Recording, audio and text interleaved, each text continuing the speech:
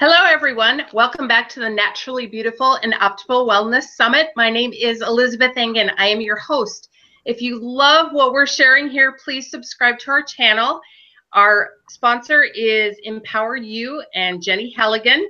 Today, we have a very dynamic guest that did her hair just for us today. Her name is Lynnis Woods Mullins. Welcome, Lynnis. Would you tell us a little bit about yourself? Hi, thanks so much, Elizabeth, for inviting me to this fantastic opportunity to kind of share with other women about how to be ultimately well. And I'm a holistic living and wellness coach, and I work with women over 40, and I like to say all the women and all the people who love them. So I actually talk with other people who are under 40 and way over 40, and I even talk to some males sometimes. But I'm passionate about being well in our mind, body, and spirit. And I teach women or educate women on how to do that from a holistic standpoint, hopefully with the goal of not having to drop pharmaceuticals and not having to have very costly surgeries and things like that. There's some things we can do from a holistic standpoint to keep us vibrant and live and moving more towards wellness every day. I love that. Well, thank you for taking your time to share with us. And I've been asking all of our guests, Lynnis, what does optimal wellness mean to you? Well, first of all, I really think that optimal wellness means addressing all the needs of your mind, your body, and your spirit. I truly do feel that if any of those things are off, if you're not feeling well in your mind, you're stressed out, you can't focus, it's hard to be clear on what it is you want to do, or if your body is run down or tired, or if you're feeling depressed or down, your spirit is down, you're anxious, if any of those things are off, then you're really not well. And you're on your way to another kind of journey, which could lead to things like chronic disease and other ailments of the body, physical illnesses. So ultimate health is doing the things that are necessary to address the needs of your mind, body, and spirit. You know, you want to learn how to get more clear in your thinking, and you want to take good care of your body in terms of what to put in the body and the kind of fitness and exercise you need to do. And you want to stay spiritually uplifted by maybe through meditation or reading inspirational books or listening to inspirational music, something that's uplifting. That way, if you're addressing all those needs, I truly feel that you will be optimally well and well on your way to staying that way and not having to have that, up and down effect as a result of not taking care of those particular parts of who you are. I love that. I love that. And I know your own personal story and journey exemplifies that. Would you mind sharing with us your story? Yes, absolutely. I really came to this business as a result of being unwell myself. It wasn't so much that I was unwell in my body. I was a trained dancer. I've always been on the lighter side when it comes to weight. I was a nutrition minor in college, so I knew the things that I needed to be doing in order to stay fit on that realm. But from an emotional level, I was very unfit. I had developed an anxiety disorder and really didn't even know that I had developed an anxiety disorder. I felt, everybody probably felt the way I felt every morning. I'd wake up in the morning and I'd have this feeling like I was going straight downhill on a roller coaster with no restraints. And the only thing that would cause me to change is if my husband would bring me a cup of coffee in bed. That's when I started, drinking coffee. And this was when I was in my early 40s and really didn't think anything of it. That's how I functioned until finally at the age of about 49, 50, my emotional closet was so full. You know how it is when we have that one closet in our house or maybe two closets in our house that are so stuffed that if you put one more thing in it, you open the door, it's going to all come tumbling out. Well, that's what happened to me one morning. I had pushed back all the different things that were causing me the anxiety or causing me to feel that way. That one morning I woke up and I just couldn't stop crying. And that's when I knew that something was wrong. I had the epiphany. I had not a good day the day before, and that stayed with me the next morning, and I just couldn't push it back. I couldn't push back what had happened the day before. And all these emotions and everything came tumbling out. Went to the doctors, and they said, you know what? You're exhausted, and we suggest that you take at least a week off and, disconnect from everything and just get some rest and try to reconnect with yourself. And I thought, okay, I didn't want to do that, but a week, maybe I could find a way to reconnect with myself. But you know what? Sometimes we as women put ourselves so far back, on the back burner that when we go back to reach for ourselves, it's so far, we can't even find ourselves. And that was pretty much like me. I was there long enough to realize that I did need some help. And then that's when I began to really get into the idea of finding out what holistic living was all about and what it was that I needed to change to be able to begin to get better.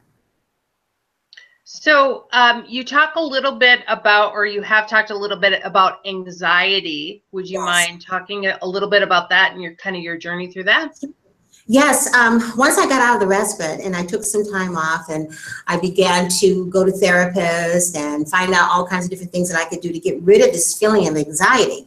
One of the things I found out was about essential oils. I knew what essential oils were because I used them to smell good, you know, the kind that you get at the body shop or something like that. But I'm not talking about those kinds of oils, although they're wonderful. I'm talking about those oils that are medicinal, the kinds of oils that you can ingest in your body or put in your food that will help change the molecular and chemical structure of what's going on in your body to help you feel better. So I went to an aromatherapist, and she gave me these 9 oils that I learned about to put on my feet.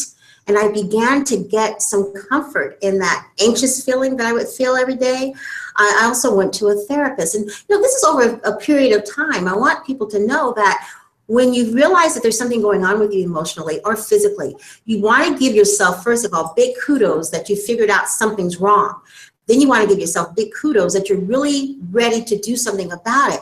And then you want to give yourself a break because it takes time to make that change. And while you're giving yourself that break, you want to continue to feel good about yourself because you are doing something.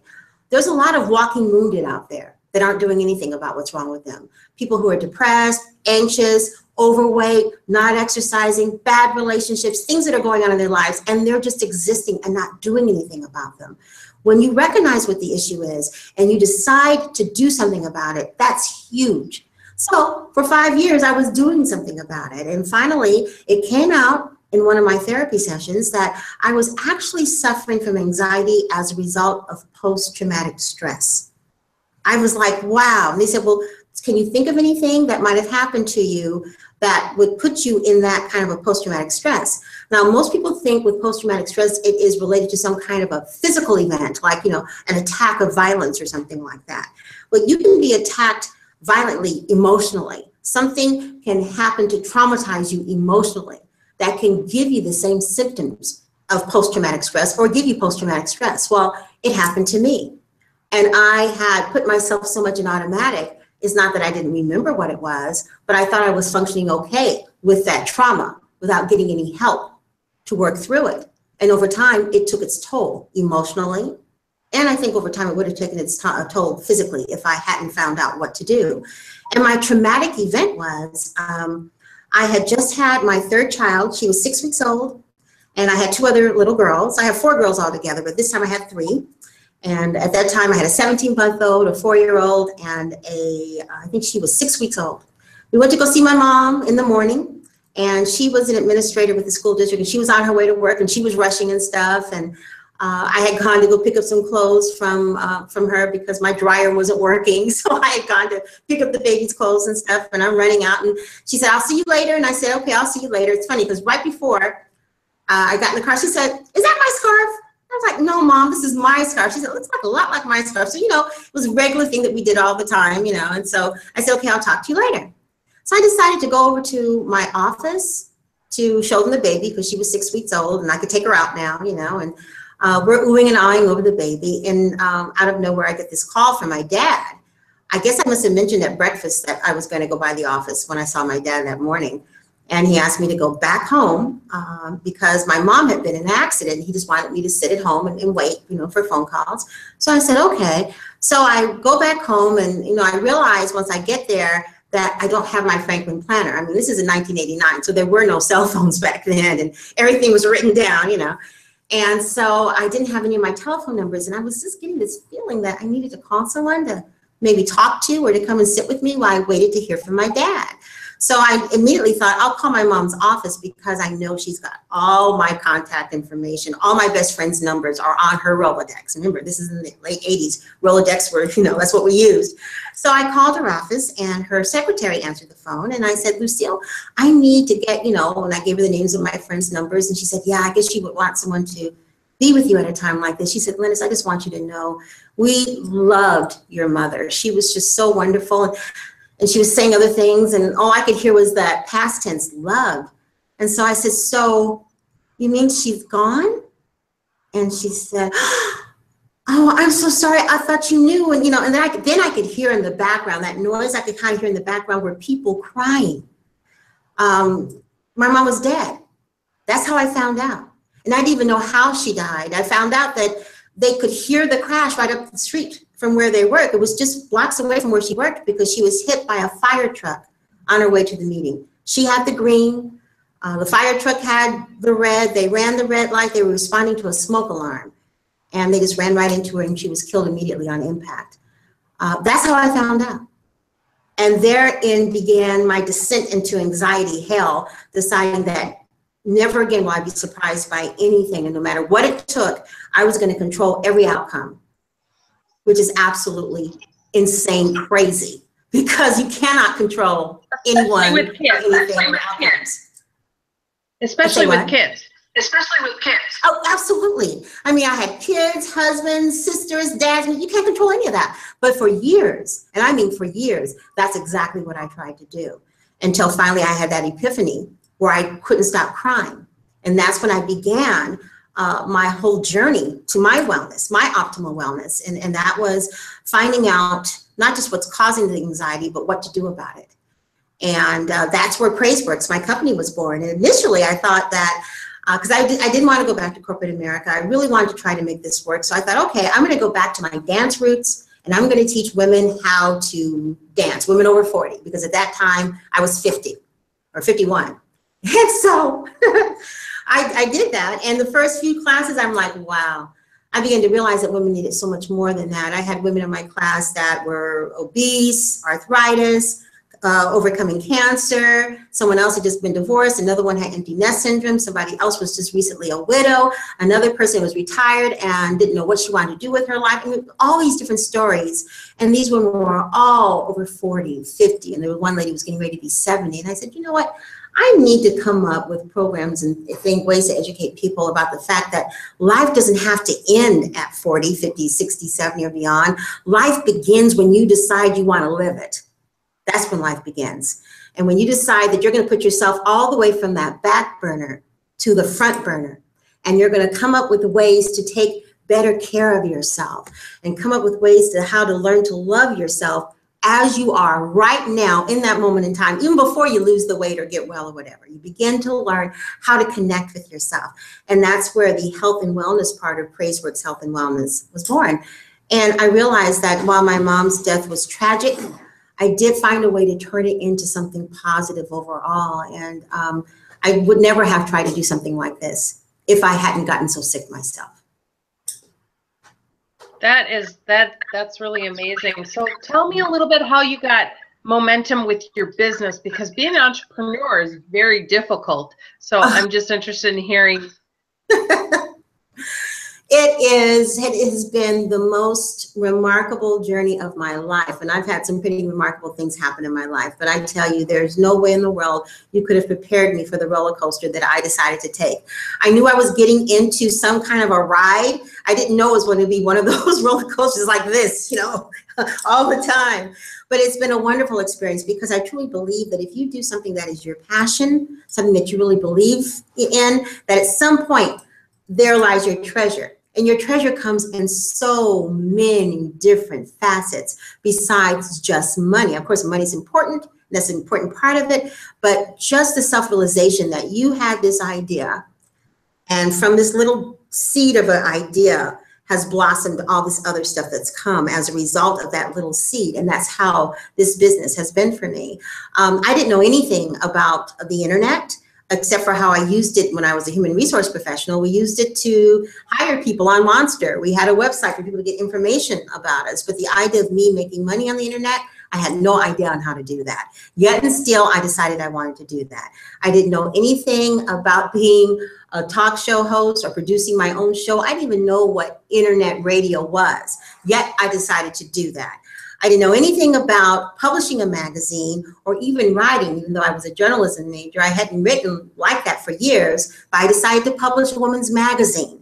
I didn't know anything about teaching, but I decided to discover an online school for women to go to online to learn about, how to reduce stress and how to take care of themselves, how to increase their abundance. Don't consider myself to be an author, but I wrote a book. I wrote blogs. I knew nothing about social media, yet I have close to 200,000 followers on the internet. So in 8 years, actually 8 years this month, it has been quite an amazing experience. I would not have traded for the world. I did share a lot of blood and sweat and tears, but it's been worth it because I do know for a fact that I have made a difference in other women's lives, but I've also made a major difference in my life. Absolutely. So tell me a little bit about, I'm hearing an echo, sorry. Tell me a little bit of how you feel about your anxiety. Do you feel like you've recovered from it? Is it something that you're constantly working with? I think anxiety, depression, any other emotional things that we go through, I think that they come and go. The issue is learning how to deal with them, learning those tricks, tools, and techniques that you can use to not let it become what defines you. It's still a part of who I am, but now if I feel that way, I allow myself to lean into it for just a few minutes and I say, okay, that's enough. And then I start doing whatever it is. One of the things I've learned in the therapy sessions that I went to and the many, many women I've talked to who suffer from anxiety and depression and things like that, is that, you have to recognize the fact that this is something that you're challenged with, that you do have. You don't want to run away from that. It's a part of who you are, but it's a part of who you are that you don't want to debilitate you.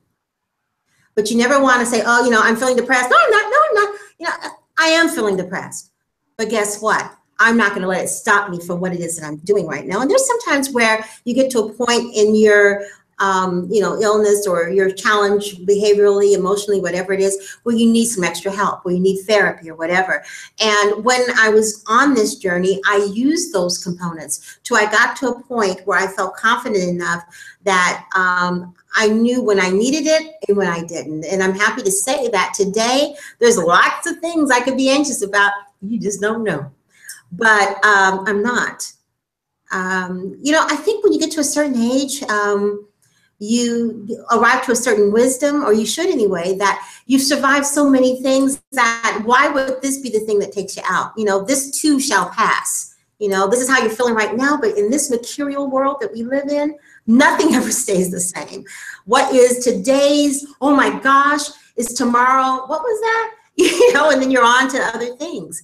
And I've learned also to really use staying present to manage how I'm feeling from one day to the next. Really be engaged into what it is that you're doing right now in this moment in time, instead of being so preoccupied of how you might feel later or how you felt yesterday.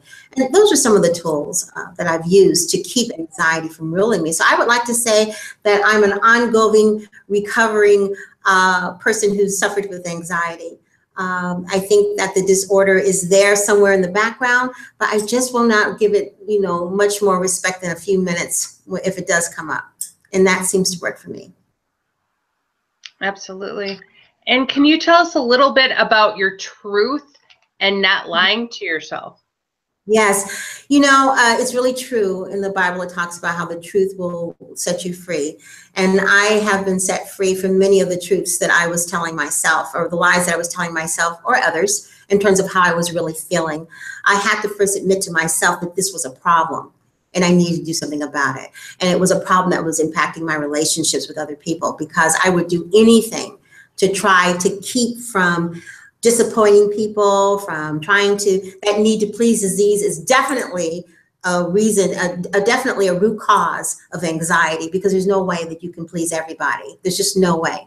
And I had to be honest with myself that I needed to live a different kind of life. And being truthful with yourself is sometimes painful, but it's never as bad as you think it is going to be.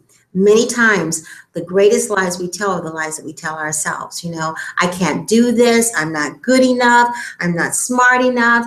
I don't have the discipline for this. I don't know where to start. All those things are not true. And the reason why they're not true is that we are all given gifts, talents, and abilities that have been placed within us. And there's nothing that we're facing right now. There is nothing now that we can't deal through and push through. But many times that negative self-chatter tells us something different. And what we need to learn to do is to find out what our true truth is. And even if we have to, you know, write it down on a sticky note to remind ourselves who we are, that is what's true. And the rest of that crap isn't really worth the time of day that we give it sometimes. So do you have any sticky notes right now? Yes, I do. Actually, my sticky note right now is the Naturally Beautiful Optimum Wellness Summit. That's what I have right now. Here we are. Here we are. Here we are. But yes, I do. I have sticky notes all in my prayer room. One of the ones I have is, there is nothing that I've experienced in the past that's going to take me out today, because I've already been through it and I have survived, and this too shall pass. Another sticky note that I have is prophetically proclaiming who I want to be. You know, I am smart, I have wisdom, I am strong, I am healthy, I have clear thought, I have faith, you know, I have diligence, I am prosperous, I have an abundant life, I am grateful. Those are all the things that I declare, even if some days I don't feel that way. I look at that first thing in the day when I sit down in my prayer room / office. Those are the things that I look at, that I tell myself. I also prophetically claim how I want my life to be, how I want my relationship to be, my hopes for my 4 daughters, my hopes for my business. All of that is on my wall in my prayer room. And some people, they walk in and they're like, wow, because my life are on those walls, you know. But for me, it kind of is a room that I walk into where I reaffirm my spirit. It reaffirms my mind. And it even reaffirms my body, because there are pictures of me when I was a professional dancer on the wall, pictures and images of dancers to remind me of, you know, staying in shape and making sure that I'm taking care and honoring the body that God has blessed me with. So I think placing reminders in key places where you know you're going to see them every day is important when it comes to validating who you really are. It's not that you're fooling yourself about it. On these sticky notes or cards or whatever it is you use to remind yourself, this is who you are. This is how you came here on earth. And we just need to remind ourselves that this is who we are, and this is who we're going to continue to be. Yes, and I'm really impressed that you also you reaffirm yourself and who you are through your rituals as well. Can you tell us about that? Yes, I do have rituals, especially in the morning. I'm kind of infamous or famous, depending on how you look at it, for my early morning. I'm not saying everybody should do it this early, but I wake up every morning about 4:30 a.m. And the reason why I do that is that there's certain things that I like to do early in the morning before anybody else is up. When I was raising my children, the only time I really had to myself when they were little was super early in the morning before they start getting up. I mean, when you have 4 little ones, that's a whole other conversation. It's kind of a blur. I really don't remember all of it, you know, but I knew that once I got older and I didn't have to take care of them as much, that I needed to find, that's the time that I could have for myself. And so before I even get up in the morning, I like to drink lemon water. In fact, it used to be lemon water, but I've added more things as I learned more about what really helps your body to function at optimum. I put lemons, oranges, cucumbers, mint, and ginger in my water. And I use spring water, fill it up with a pitcher, and I put it next to my bed because I like room temperature water. Quiet as it's kept, when you're drinking that really ice cold water, I know it tastes good and feels good, but your body just goes like, ah! So first thing in the morning, it's great if you can drink something at room temperature. And what that does, because your body is your brain is 93% water, so it just wakes your brain up. I mean, it really wakes your brain up. The lemon is energizing and kind of wakes you up also. The cucumber helps to regulate your systems and your alkaline levels, because if your levels aren't great and really acidity, that is beginning to have a breeding ground for cancer. And you can help ward off the possibility of that by watching your alkaline levels. The other thing is with the ginger, it's a great way to burn fat and a great way to give you some extra energy. And I really do drink this water throughout the day, but especially first thing in the morning. The other thing I like to do in the morning is I join these women. There are 17 of us at 5 o'clock in the morning, 365 days a year. We come together and we pray for each other and we pray for others.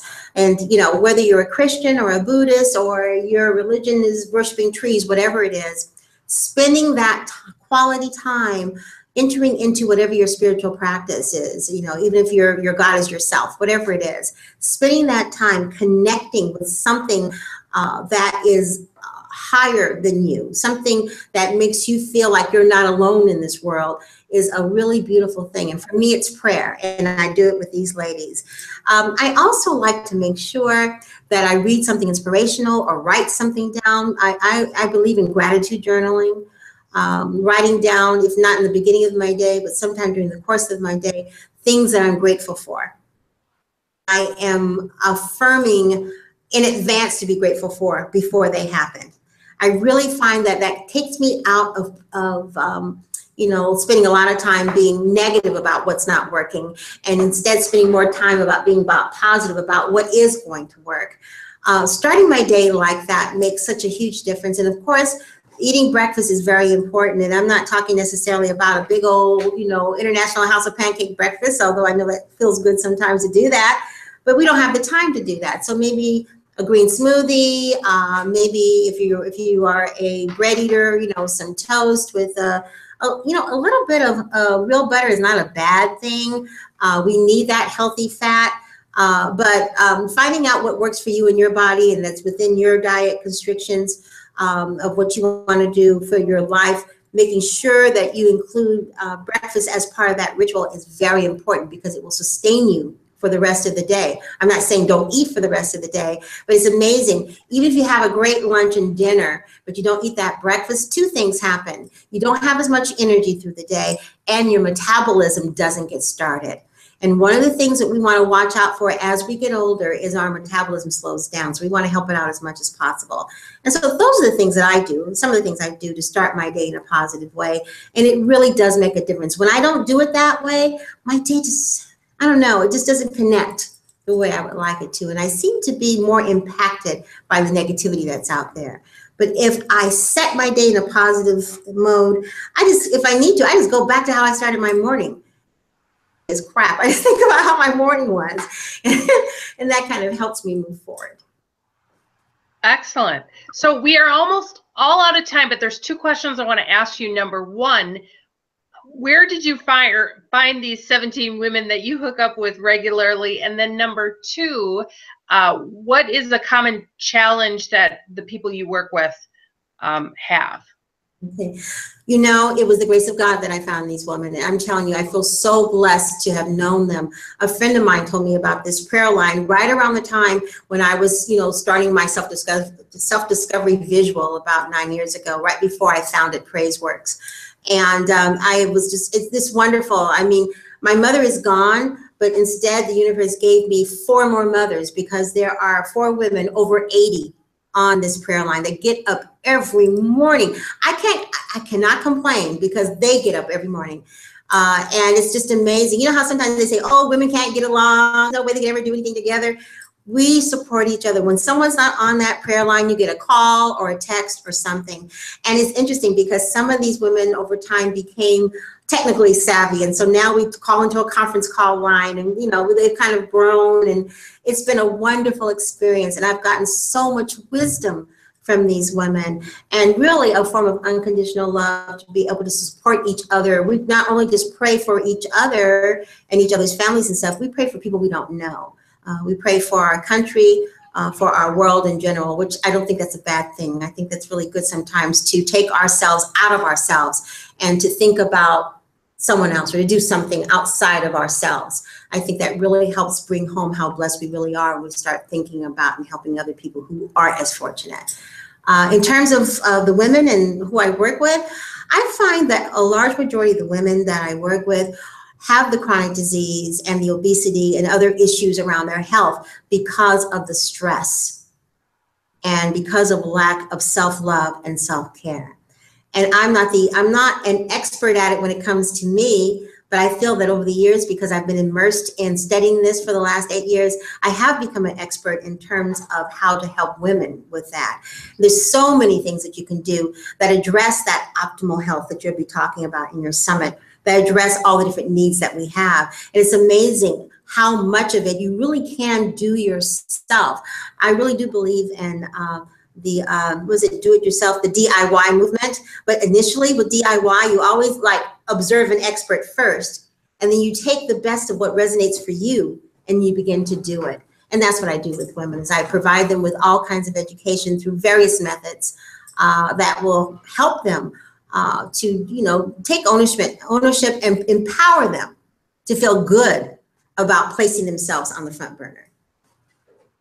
And yes, you do that. So tell us, Lynnis, where do people find you? How can they find your website? Tell us about your books, your radio shows. Yeah, sure. You can go to PraiseWorks.biz. That's www.PraiseWorks.biz. And there is kind of like the portal to all my other sites and other things that I'm doing. I do have a radio show that I'm very proud of. It's actually a podcast called What's Inside You? Mind, Body, Energy. And we talk to some wonderful experts in the field of health and wellness and mind, body, spirit wellness for women. It's a fantastic show. I also have a live video stream that I call the Wellness Woman Show, and you can find out about that on my site. I published an online magazine called Wellness Woman 40 and Beyond, and that is a terrific online magazine. I love this magazine.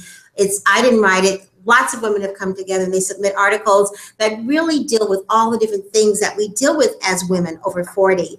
And I have an online school that I just recently launched called Wellness Woman 40 and Beyond Holistic Living and Wellness Academy. I have a Distress the Mess course that you can take there, and also a course on abundance, which is based on a wonderful book that I found out about when I had the author of the book on my show. And my book, you can find on Amazon. It's an ebook called Distress the Mess, Minimizing the Impact of Stress in Your Life and Maximizing the Joy. And it talks about all the different things that you can do holistically to reduce your stress. So lots of great information out there. Follow me on social media. If you Google Lynnis Woods Mullins, you'll come up with all my social media, my website, and all that kind of good stuff. And I'm on Facebook, Instagram, Pinterest, LinkedIn, Twitter, Google+. I'm on it all. And I have a blog also. So you can find all of that if you go to my website at PraiseWorks.biz. Awesome. You are the queen, Lynnis. For a day, yes. Well, thank you again so much for joining us. I could stay here all day. Lynnis Woods Mullins, it's been a pleasure talking to you, believe me. And everyone come back for 21 experts to talk about naturally beautiful and optimal wellness. Have a great day.